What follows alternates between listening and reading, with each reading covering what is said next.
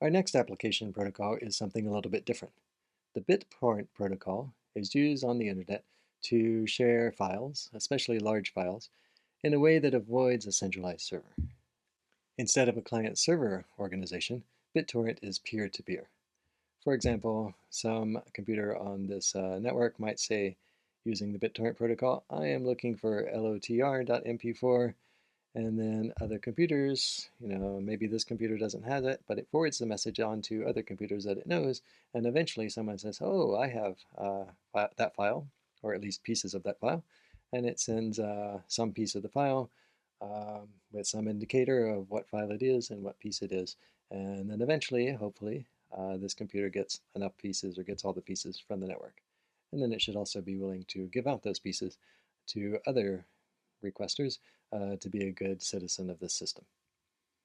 Now, BitTorrent originally used TCP, but these days it uses UDP. You can see why UDP might make sense in this case. Peers are broadcasting requests out into the network. Those requests may or may not get received by other computers that can satisfy them. So the host here will need to be prepared to make multiple requests and send it out in different ways in different directions. Similarly, the protocol has built into it the idea that there are fragments of these files that may arrive in different pieces from different places in different orders, and so the application already needs to be able to deal with those different orders and reassemble them. So using UDP is a little more lightweight and potentially faster for moving large files around.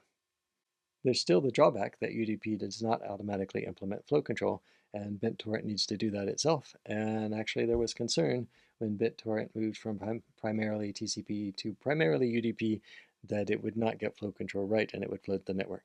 But in fact, it seems to have worked out fine, and we are not flooded by BitTorrent requests, and the application level protocol is working as expected on top of UDP.